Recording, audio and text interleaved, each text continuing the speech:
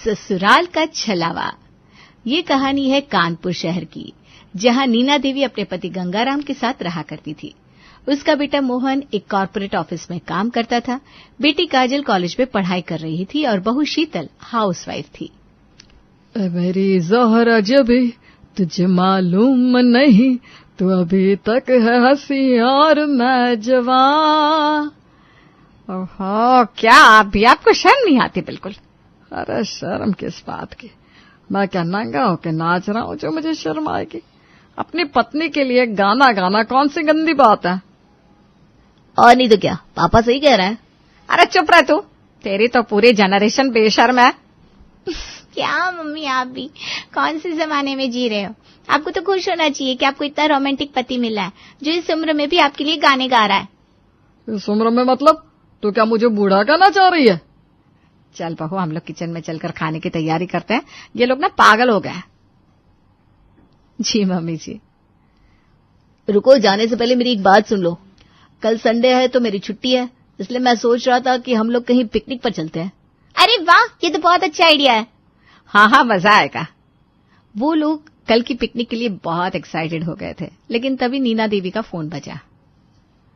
Hello. अरे हाँ मेरी बहन, कैसी है तू? अच्छा, मैं भी ठीक हूँ। क्या सच में? अरे वाह, चल ठीक है, मुझे इंतजार रहेगा। इतनी सी बात करके नीना ने फोन रख दिया। सब उसकी शक्ल देखने लगे। क्या हुआ, कुछ बताओगी? हाँ, क्यों नहीं। मेरी चचेरी बहन है ना चांदनी, वो आ रही है कल रुकने। अरे यार। क्या हुआ मतलब? अभी हमने पिकनिक का प्लान बनाया और छोड़ो। अरे फिर कभी चलेंगे, अभी एक दिन की उसकी खातिरदारी कर ले। अतिथि देवो भव। हाँ, तुम्हारे अतिथि तो देव ही होते हैं, हमारे वाले राक्षस होते हैं। सब लोग हंस पड़े। फिर उस रात सब खाना खाकर चैन की नींद सोए, लेकिन सुबह होती ही, उठो सब उठो, क्या सोते ही रहोगे? अरे ओ मेरी रानी, अभी तो सूरज भी शर्म से चादर में घुसा है, अब क्यों जगा रही हो भाई? सूरज को सोने दो, हमें चांदनी के स्वागत की तैयारी करनी है। चलो उठो। फिर वो मोहन के कमरे में पहुंची। ए मोहन, चल उठ जा, सफाई करानी है। मम्मी, वो एक रात रुकने आ रही है ना, शादी थोड़ी हो रही है जो सजावट करनी है। तू सफाई पर ध्यान दे, और हाँ पर्दे भी उतरवा देना, धूल जम गई है। हाँ बताइए मम्मी जी, कहाँ से शुरू करूं? मेरे कमरे से। नीना देवी ने पूरे घर में सफाई अभियान छेड़ दिया। काजल को भी उठाकर किचन की सफाई में लगा दिया। हर कोना, हर दरवाजा, हर पंखा, सबकी धुलाई चालू थी। इसी बीच, मम्मी ये ज्यादा हो रहा है यार। बिन बुलाए मेहमान को भी हम पूरी तैयारी से ट्रीट करते हैं, ये तो मेरी बहन है। चलो चुपचाप पोछा लगाओ। सफाई के दौरान बहुत सारा पुराना और बेकार सामान निकला। टूटे बर्तन, पुराने खिलौने, बिन जोड़ी चप्पलें। नीना ने सब स्टोर रूम में भिजवा दिया। ये सब ऊपर स्टोर में डाल दो, कोई देखे उससे पहले सब साफ सुथरा होना चाहिए। इधर घड़ी ने 12 बजाया और उधर दरवाजे की घंटी बोली। लगता है आ गई चांदनी मौसी। मेरी बहन। दरवाजा खुलता है। चांदनी अपने पति संजय के साथ अंदर आती है। अरे क्या बात है, घर तो चमचम कर रहा है। कहीं मोदी जी की स्वच्छता अभियान में शामिल तो नहीं हो गई? हाँ चांदनी भाई, तुम्हारी बहन तो स्वच्छता की ब्रांड एम्बेसडर बन गई है अब। बस अब ज्यादा मजाक मत उड़ाइए, अंदर आ जाओ पहले। सब बैठते हैं, चाय नाश्ता होता है। घर तो बहुत सुंदर है, हमें जरा पूरा टूर तो करवाओ। चलिए मौसा, मैं दिखाती हूँ। काजल ने उन्हें सारा घर दिखाया। Drawing room, bedroom, balcony, kitchen. अरे ये ऊपर वाला कमरा तो छूट गया, चलो इसे भी देख लेते हैं। अरे नहीं मौसी, वो कमरा नहीं खोलना ही बेहतर है। क्यों, वहां भूत प्रेत तो नहीं है? काजल उनकी इस बात पर बस हंसकर आगे बढ़ गई। सब वापस हॉल में आकर बैठ गए। सब हॉल में बैठे थे, चाय पकौड़े सामने थे, लेकिन माहौल में कोई गर्माहट नहीं थी, क्योंकि चांदनी और संजय जैसे लोग जहां बैठ जाए वहां लोगों के चेहरे की हंसी फौरन इस्तीफा दे देती है। अरे नीना दीदी, तुम्हारे घर की सफाई देखकर तो लगता है तुम किसी म्यूजियम में रहती हो। सब कुछ इतना चमक रहा है, कहीं हम लोग ही तो कचरा नहीं है। और सुनो, तुम्हारा बेटा मोहन तो बड़ा सुगढ़ निकला। जरा देखो कैसे चाय लेकर आया, बिल्कुल होटल के वेटर जैसा। पापा, अगर इनको एक थप्पड़ मार दो तो क्या ये चुप हो जाएंगे? बेटा ये वो बीमारी है जो थप्पड़ से नहीं केवल ईश्वर की कृपा से जाती है। चांदनी और संजय का सवाल पूछने का तरीका ऐसा था जैसे किसी का पेशेंस टेस्ट कर रहे हो, और मजाक ऐसा घटिया कि सुनकर हंसी की जगह रोना आ जाए। नीना, तुम्हारे घर में नौकरानी नहीं है क्या? बहू से ही सारा काम करवाती हो। बहन, बहू को भी काम करने दो, घर उसी का है अब। और सुनाओ मोहन, तुम्हारी शादी में कितने लाख लगे थे? मतलब ये बहू डील में सस्ती पड़ी या महंगी? हे भगवान, कहीं से उड़कर भूत आ जाए और इनको उठा कर ले जाए। खैर, जैसे तैसे वो दिन बीता। सबको लगा कि सुबह तो चले जाएंगे, लेकिन अगली सुबह। अच्छा, चलते हैं हम। अरे इतनी जल्दी क्यों निकल रहे हो? 2-4 दिन और रुक जाते। और नहीं तो क्या, एक दिन के लिए आना तो पता भी नहीं चला। गंगाराम ने तो बस फॉर्मेलिटी निभाई थी, लेकिन इन दोनों ने दिल से ले लिया। तो ठीक है, हम रुक जाते हैं। अरे मोहन बेटा, जरा ये बैग्स फिर से गेस्ट रूम में रख दे।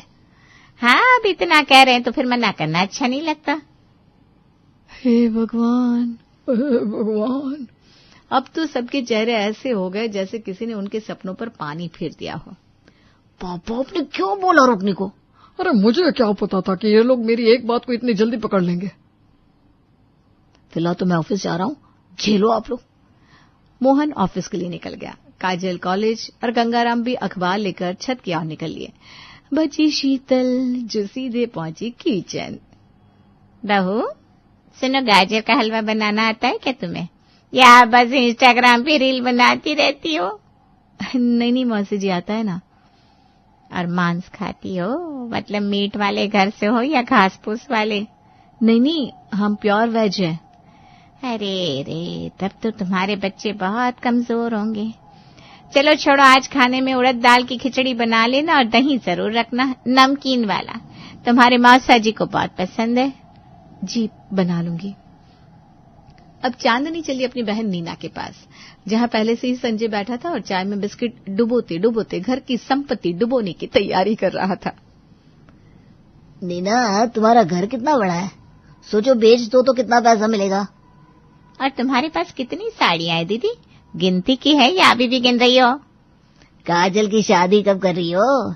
कहीं कोई गोरा चिट्टा एनआरआई दिखाए क्या? हे भगवान, मेरा सर फट रहा है, मैं दवाई लेकर आती हूँ। नीना सर पकड़े कमरे में चली गई और दरवाजा बंद कर लिया, क्योंकि कुछ मेहमानों का इलाज सिर्फ नींद और दूरी होती है। नीना के जाते ही संजय और चांदनी जैसे खुलकर फैल गया। अब उनका अगला निशाना बने बेचारे गंगाराम। वो दोनों सीधा उनके पास पहुंच गए और सवालों की बारिश शुरू कर दी। तो गंगाराम भैया, क्या रिटायरमेंट के बाद पूरा टाइम नींबू के पेड़ के नीचे ध्यान करते हुए बिताते हैं, या फिर किसी पुराने रेडियो को ठीक करने में? अरे नहीं, मुझे अभी राम खिलावन से बहुत जरूरी बात करनी है, मैं अभी आया। गंगाराम तुरंत ही बहाना बना के निकल गए, जैसे कोई चोर सीधा पुलिस थाने के सामने से भाग जाए। शाम को जब मोहन ऑफिस से लौट कर आया और जैसे उसने दरवाजा खोला, हाय, सामने वही दोनों आतंक खड़े थे, चाय का प्याला हाथ में और सवालों का डिब्बा तैयार। अरे हमारे दामाद जी, बताइए ऑफिस में कितना कमाते हैं? बोनस भी मिला या सिर्फ बॉस की डांट? और प्रमोशन मिला या सिर्फ पेंट का रंग बदला? प्लीज, बहुत थका हूं मैं, अभी नहीं, बाद में बात करते हैं। अरे वाह, थक गए? क्या गाड़ी चला रहे थे या खेत जोत रहे थे? हाँ, ऑफिस में तो सिर्फ कुर्सी तोड़ने का काम होता है, उसमें भी थक गए। मोहन का चेहरा लाल हो गया। उसने एक शब्द भी नहीं कहा और चुपचाप तौलिया उठाकर बाथरूम की तरफ निकल गया। और हाँ, नहाने के बाद कोई डीओ लगाना मत भूलना, तुम्हारा पसीना तो जैसे भूत भगाने लायक है। इतने में नीना की पड़ोसन पार्वती आ पहुंची। दरवाजा खुलते ही उसकी नजर उन दोनों पर पड़ी जो अब भी सोफे पर पसरे हुए थे। नीना, ये कौन है? आजकल बड़ी चहल पहल है तुम्हारे घर में। अरे मेरी चचेरी बहन है चांदनी, और ये उसके पति संजय जी हैं। इतना सुनते ही दोनों उछलकर खड़े हो गए, जैसे कोई टीवी इंटरव्यू देने आए हो। ओह, तो आप ही हैं मिस पार्वती, बहुत सुना है आपके बारे में। वैसे ये बताइए, आपके पति तो देर से आते हैं, कुछ गड़बड़ तो नहीं? और वो जो आपकी बहन 2 दिन पहले आई थी, वो तो अचानक चली गई, कुछ हुआ क्या? माफ कीजिए, पर आप लोग बहुत ही पर्सनल सवाल पूछ रहे हैं। अरे वाह, अब तो ऐसे मुंह बना रही है जैसे हमने कोई सीक्रेट मिशन का पासवर्ड पूछ लिया। कहीं ऐसा तो नहीं कि आपके घर में कोई राज है जो आप हमें बताना नहीं चाहती? देखिए, बहुत हुआ, आप लोग बहुत बदतमीज हैं। पार्वती गुस्से में दरवाजा पटक कर चली गई। नीना और शीतल ने बड़ी मुश्किल से मामला संभाला, लेकिन संजय और चांदनी का आतंक जारी रहा। कभी चाय बनवाते तो कभी कॉफी चाहिए होती थी, कभी कहते खाना फीका है, कभी बोलते नमक ज्यादा है। पूरे घर के नौकर भी हाँफने लगे थे। और इस सब के बाद मजा नहीं आ रहा है। अब वो वाली बात नहीं रही खाने में। ऐसे ही एक हफ्ता बीत गया। सबकी हालत खराब हो गई, लेकिन वो जाने का नाम नहीं ले रहे थे। फिर एक शाम सब लोग टीवी पर हॉरर मूवी देख रहे थे तो वो दोनों काफी डर रहे थे। ये देखकर मोहन की आंखों में शरारत चमक उठी। अगर इन्हें भगाना है तो डराना पड़ेगा, और ऐसा डर कि आत्मा भी कम कपा जाए। मैं भी यही सोच रही थी। माना मेरी बहन है, लेकिन अब ये बहनपना बर्दाश्त से बाहर हो गया है। हाँ, ये लोग तो जैसे आतंकवादी मेहमान हैं। ऑपरेशन भगाओ शुरू करना चाहिए। हम सब मिलकर प्लान बनाएंगे और ऐसा डराएंगे कि अगली ट्रेन पकड़कर सीधा गांव भाग जाए। मोहन, अब ये काम तुम्हारे ऊपर है। डर का डिपार्टमेंट भाई अब तुम ही संभालो। ठीक है मम्मी। मोहन का प्लान अब शुरू होने वाला था। जैसे ही रात का अंधेरा गहराया, घर की लाइटें धीमी होने लगी और माहौल कुछ अजीब सा हो गया। तभी अचानक ऊपर वाले माले से जोर की चीख सुनाई दी। वो आ गया, वो बाहर आ गया, वो बाहर आ गया। सारे घर वाले चौंक कर उठ खड़े हुए। मोहन और नीना जैसे बड़ी मुश्किल से हंसी रोक रहे थे। अरे कौन आ गया? तेरा बॉयफ्रेंड या फिर कोई पुराना आशिक? चलो दीदी, हिम्मत से काम लो। नहीं नहीं नहीं, वो छलावा, वो बाहर आ गया है। छलावा? लेकिन कैसे? दरवाजा तो बंद था। कौन सा दरवाजा यार? मुझे तो किसी ने कुछ बताया ही नहीं। याद है जब मैंने आपको होम टूर देते हुए एक कमरा नहीं खोलने को कहा था? वही कमरा, उसमें वो बंद था, किसी ने उसे खोल दिया, बाहर घूम रहा है। लगता है इसका दिमाग घूम गया, इसे पागल खाने ले जाना पड़ेगा। तभी मोहन ने जेब से मोबाइल निकाला और एक डरावनी गुर्राती हुई आवाज बजा दी। पूरा हॉल जैसे थर्रा उठा। सबके चेहरे पर डर की लहर दौड़ गई। तुम लोग यहीं रुको, मैं जाकर छत का दरवाजा बंद करके आता हूँ। सभी ने उन्हें रोकने की कोशिश की, लेकिन गंगाराम बहादुरी दिखाते हुए ऊपर चले गए। कुछ देर बाद वे दौड़ते हुए नीचे आए। मुंह पर थोड़ा सा खून जैसा कुछ पोत रखा था। उसने मुझ पर हमला कर दिया। मैं तो बस किसी तरह जान बचा कर आया हूँ, पर फिलहाल दरवाजा बंद कर दिया है। अब पंडित जी को बुलाना पड़ेगा। चलो अभी जाकर सब सो जाओ। चलो चलो। सब लोग अपने अपने कमरे में चले गए, लेकिन प्लान अभी खत्म नहीं हुआ था। अभी बारी थी अगले झटके की। आधी रात को मोहन दबे पांव चांदनी और संजय के कमरे के पास पहुंचा और जोर जोर से दरवाजा पीटने लगा। कौन है? चांदनी डरते डरते बाहर आई, लेकिन वहां कोई नहीं था। उसने आवाज लगाई और पूरे घर को जगा दिया। अरे क्यों चीख रही हो? हम सब तो अपने अपने कमरे में थे। कहीं वो छला हुआ आपके कमरे तक तो नहीं आया? मुझे लगता है तुम में से ही कोई मजाक कर रहा है ना। अरे हमारी जान निकली जा रही है, हम क्यों मरे मरे घूमेंगे आधी रात को? चलो वापस जाओ और अब दरवाजा ना खोलना सुबह तक। रात किसी तरह बीती। अगले दिन सुबह सुबह संजय किचन में पहुंचा। शीतल, एक कप चाय बना दो, बड़ी थकान हो रही है। अभी लाती हूँ, आप हॉल में बैठिए। जैसे ही संजय हॉल में पहुंचा, शीतल चुपचाप घर से बाहर निकल गई। जरा देर बाद किचन से मोहन ने शीतल की आवाज मोबाइल में प्ले करी। मौसा जी, चाय तैयार है, जरा आइए तो। संजय हड़बड़ाते हुए वापस किचन में पहुंचा, लेकिन वहां कोई नहीं था। शीतल, कहाँ हो? मैं तो बाहर थी मौसा जी, क्या हुआ? हाँ? संजय ठिठक गया। उसकी आंखें अब फर्श की ओर थी। वहां खून से बने पैरों के निशान थे, जो निशान मोहन ने ही बनाए थे। हे निशान, और तो तुम तो बाहर थी। हे भगवान, इसका मतलब छलवा यहाँ आया था मेरे रूप में। संजय का चेहरा सफेद पड़ गया और अब पहली बार उसे वाकई डर लगने लगा था। अब अगली रात आती है। घर वालों ने उन्हें डराने के लिए फिर से एक नई योजना बनाई थी, लेकिन इस बार कहानी में ट्विस्ट था चांदनी और संजय, जो अब तक डरते आए थे। उनकी सारी बातें सुन लेते हैं। ये देखो, इनकी पूरी फिल्म चल रही है और हम बेचारे इंटरवल में डर रहे थे। अब हमारा शो शुरू होगा, डर का असली रिटर्न। अगली रात मिशन बदला की शुरुआत हुई। पहला निशाना बनी शीतल। शीतल किचन में अकेले दूध गर्म कर रही थी। अचानक पीछे से बर्तन गिरने की जोरदार आवाज हुई। कौन है वहां? गैस अपने आप बंद हो गई और एक अजीब सी आवाज आई। शीतल, अब तेरी बारी है। मैं घबराकर भागती हुई शीतल मोहन से टकरा गई। अरे तू कहाँ भाग रही है? किचन में कोई मेरा नाम लेकर बुला रहा था। अरे शायद दूध की भाप से तेरा दिमाग उबल गया है। अब बारी थी मोहन की। रात 2 बजे वो बाथरूम गया। बाथरूम का दरवाजा खोलते ही सामने लिखा था, अब तेरी बारी है। अबे ये किसने लिखा? पीछे से हवा चली और दरवाजा अपने आप बंद हो गया। अंदर से आवाज आई, मोहन भाग मत, अब तुझे डरना होगा। मम्मी बचा ले, ये तो रियल भूत लग रहा है। अब तक घर वालों की हवा टाइट हो चुकी थी, लेकिन नीना तो सोच भी नहीं सकती थी कि उसका नंबर भी आने वाला है। नीना मंदिर के पास से गुजरी ही थी कि घंटी अपने आप बजने लगी।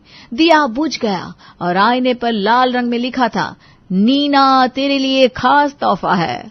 हे भगवान, ये तो भूत है। तीनों एक साथ लिविंग रूम में इकट्ठा हो गए।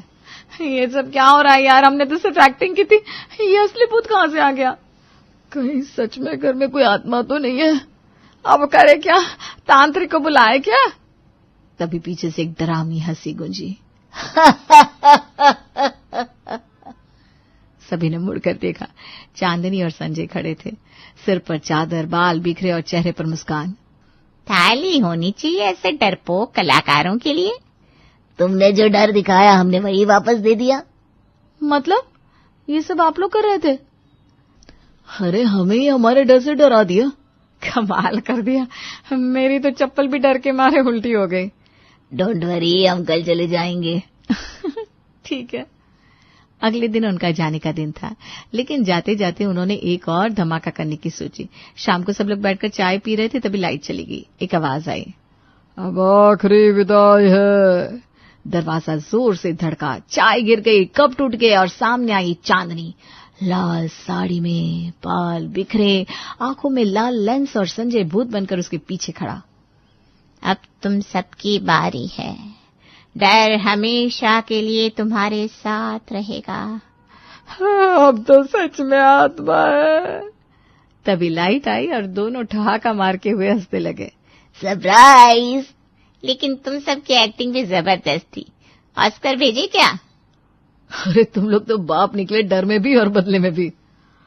अब तो सच में लग रहा है कि ये घर हम सबका हॉन्टेड हाउस बन गया है। सभी ठहाका लगाकर हंसने लगे। चांदनी और संजय अपना सामान लेकर निकल पड़े, लेकिन जाते जाते कह गए, डर का असली मजा तो तब है जब डराने वाला खुद डर कर भाग जाए। और अगली बार कोई प्लान करना तो पहले ये देख लेना कहीं कोई तुम्हारी बातें ना सुन रहा हो। और फिर दोनों हंसते हुए निकल गए, लेकिन पीछे छोड़ गए ढेर सारी हंसी और थोड़ी बहुत घबराहट।